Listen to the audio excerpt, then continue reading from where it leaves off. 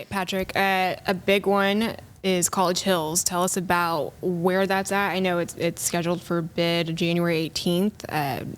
Is it currently?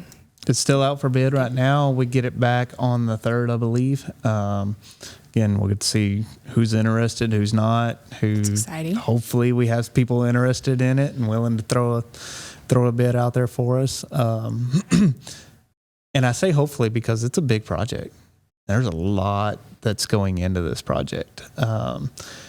There's water work, there's sewer work, there's underground storm sewer that's going in, or drainage work that's going in. There's a couple of different alternatives for the street structure, whether we go with a RCC or a concrete type of street, or we go in with asphalt. So there's still a lot that's up in the air as far as the decision making on that project, based on where the numbers come in and where the bids come in. But man, if we hear about a street, it's College Hills. Where are y'all at? What are y'all doing? And the difficulty with College Hills is that flooding of College Hills component of it.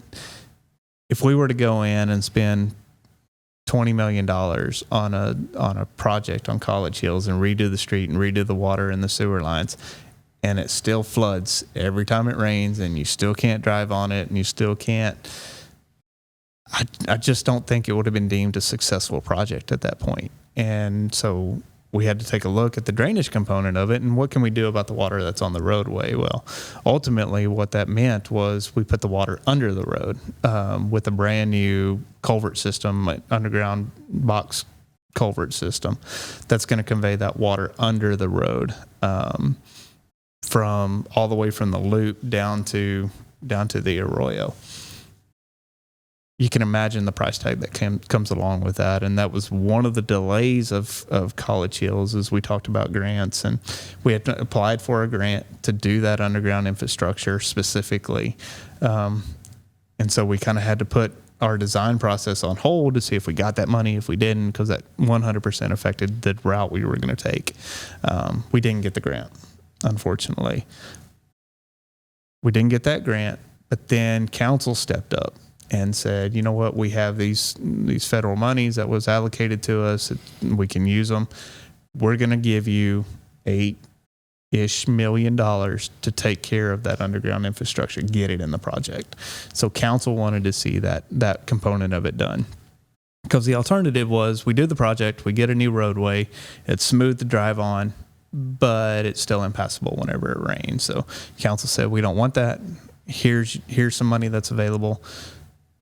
Allocate it to that underground infrastructure and let's get it going. So we were able to move forward on the design process, get it done. Now it's out for bid, and now we get to see what happens with the bids and hopefully start that project very, very quickly and start some work.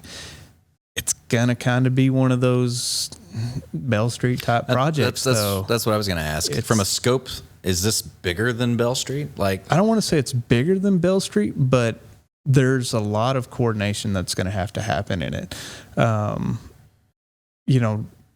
We got to move water lines. We got to move sewer lines. We got to move electrical infrastructure. We got to move fiber infrastructure. We're putting sidewalks down the roadway, which is going to take some landscaping and coordination, driveway coordination with homeowners and stuff like that. So phasing wise, there's a lot that's going to go into here. On that north side, kind of going from the Arroyo up toward Avenue N and HEB, that side's going to move a little quicker. We're going to be hitting the infrastructure of that, the water and the sewer, mainly the water infrastructure of that, really hard, because that's one of our worst areas. Mm-hmm. And you see it if you drive down it, right? It's super rough. There's tons of patches in that area. It's because the water lines are old. They need to be replaced. And so we're going to prioritize that section, get that section done, and get those water lines replaced so we're not chasing leaks and people have water, and replace the sewer infrastructure at the same time as we come down. But then when we hit that lower side that comes from the loop down to the Arroyo, there across Sunset and that area, that's going to take a while. We not only have to move the water and the sewer lines deeper to accommodate this box structure.